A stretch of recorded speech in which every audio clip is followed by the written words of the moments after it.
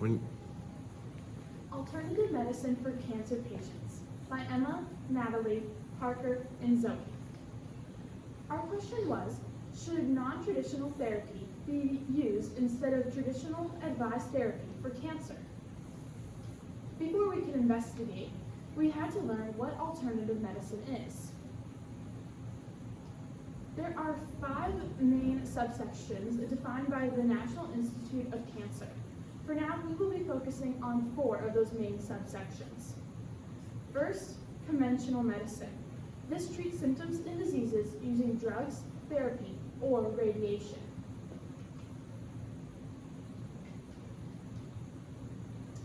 Standard medical care is treatment that is accepted by medical professionals. Alternative medicine is used instead of standard care.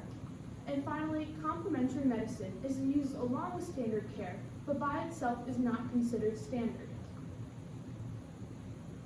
Complementary and alternative medicine, also known as CAM, can include anything from special diets, yoga, acupuncture, and even Tai Chi. We have concluded that although there are a plethora of benefits to alternative medicine, it should not be used completely in place of standard treatment for cancer patients. We will be examining this through the scientific, economic, and ethical lens.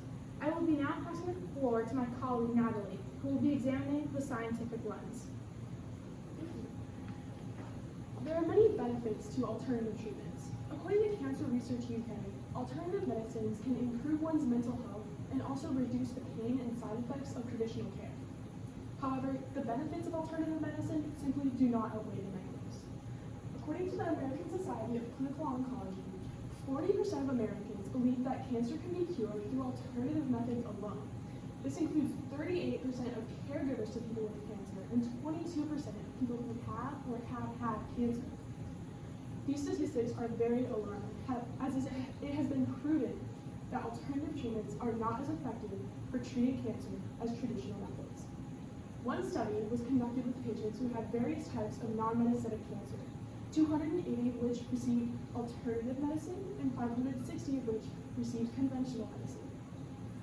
The study concluded that the people receiving alternative care had a significantly shorter 5-year survival rate than people who received traditional care. As you can see on this chart, people who received alternative medicine had a survival rate of about 55%, compared to 78% of people who received conventional treatment. Another study found that there was also a difference between people using traditional care and complementary medicine alongside traditional care. They found that people who used complementary medicine alongside traditional care also had a shorter 5-year survival rate. However, researchers also noted that people who used complementary medicine were more likely to refuse traditional treatment, such as chemotherapy and surgeries. When accounting for people who refused traditional care, there was relatively no difference between patients who used just traditional treatment and patients who used alternative medicine alongside traditional treatment. I'll now be handing the floor to Zoe with the economic lens. Thank you, Natalie.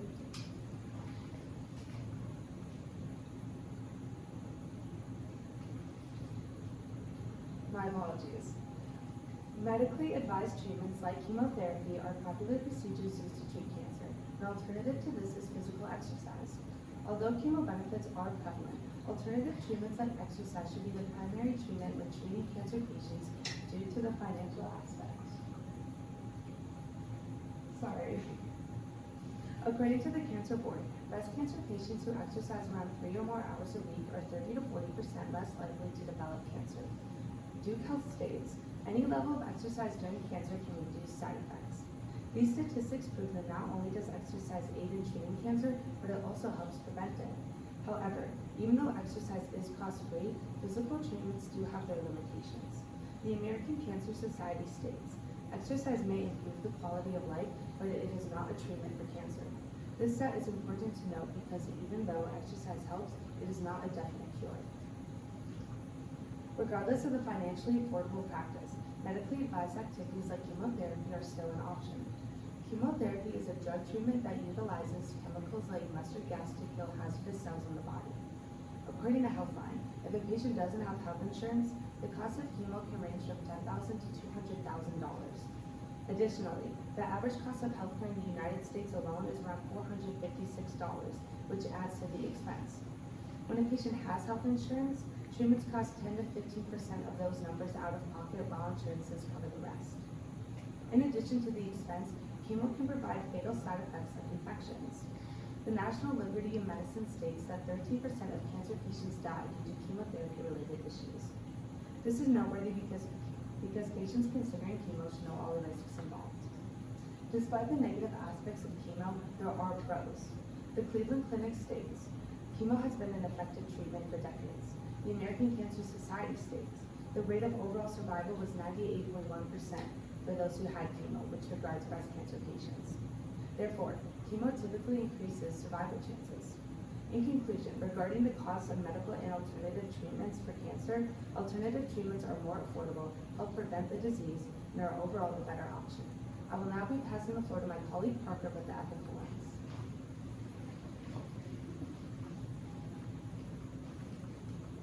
Thank you. So I have the ethical lens, and although there are some benefits for both alternative and traditional treatment, the real question is whether or not they are viewed and seen as ethical by different communities, for example, different cultures. And while standard medical care is less accessible, it is more beneficial to be paired with traditional medicine.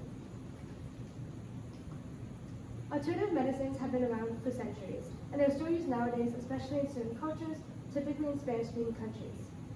And since the 1950s, people have studied folk medicine, especially Mexican Americans. And according to Sage Journals of Medicine, it was found that only 25% of Hispanic people in their study attended a physician when they felt ill. And most of the time, instead of relying on a different type of self-care, such as a shaman or a bone healer who heals through doing healing massages. The people doing these treatments are about 51%. And not only that, but most of the time in the USA, the cost of medical treatment is extremely expensive and hard to afford. And not only that, but in a survey, Hispanics had answered a survey by Bo Van Osmeren. They had said they'd rank from 1 to 5, 1 being the least important and 5 being the most important, of reasons why they didn't see the need to seek medical professional care.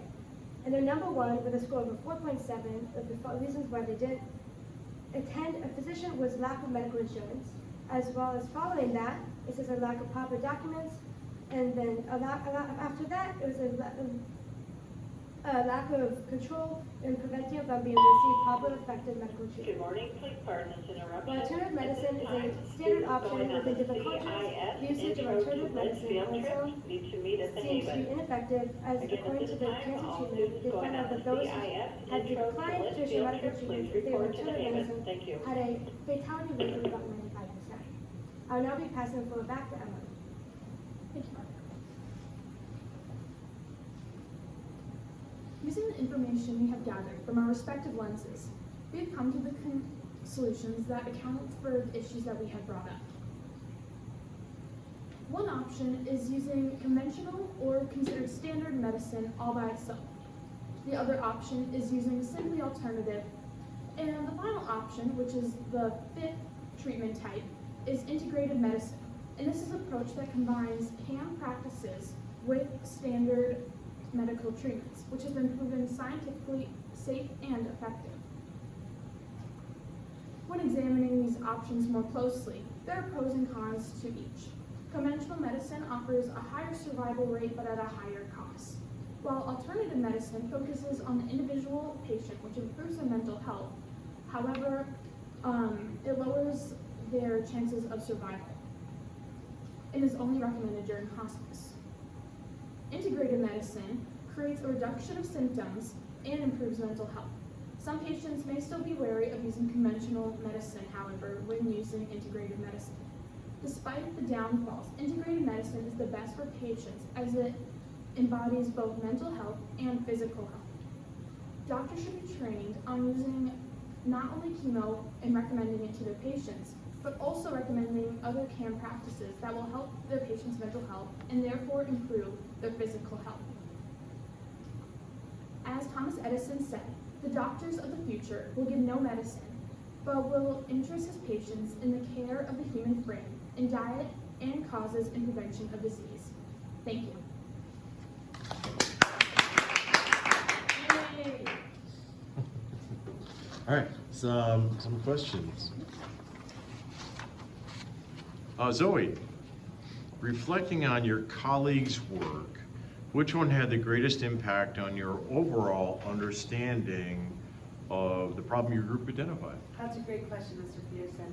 I think overall Natalie's research had the greatest impact on my understanding of our problem due to the fact that Natalie discussed alternative treatment options for cancer to a great extent by including multiple benefits, like the relaxation and stress relieving effects.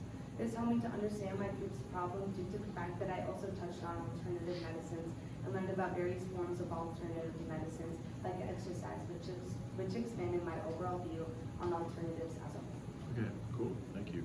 Parker, if you had another team member, what other perspective or limitations could they have researched that would have been useful to your project? Mr. Pisa, I feel like I feel like more of a political lens would have been beneficial. As Emily did do the political lens, we just did not see the need to include it, as most of our research did overlap with the ethical lens, as most of the research was about low-income housing and just the underlying racism. Okay, thank you. Natalie, what is an example of a compelling argument from one of your peers' individual reports you decided to exclude from your team presentation, and why? We unfortunately had to exclude Emma's lens because it overlapped a lot with some of the other lenses and characters. Like, we had a lot of stuff concerning the access to conventional care for people living in lower income communities that I think would have had a great impact on our resolution. Okay, thank you. Emma, what's a way in which your team's resolution, your solution, makes you think differently about your own individual research? Well, for my own individual research, I felt that alternative medicine was the best option for patients as it focused on not only their cultural beliefs, but also providing a better mental health. However, when viewing my fellow group's perspectives, I realized the benefits that traditional medicine has and how standard medicine has improved the way that we treat patients, particularly with Zoe's economic lens in bringing up how with chemo patients there was a very high survival rate and recovery process, which I'm not sure that CAN practices by itself could have provided to the patients. Okay, thank you.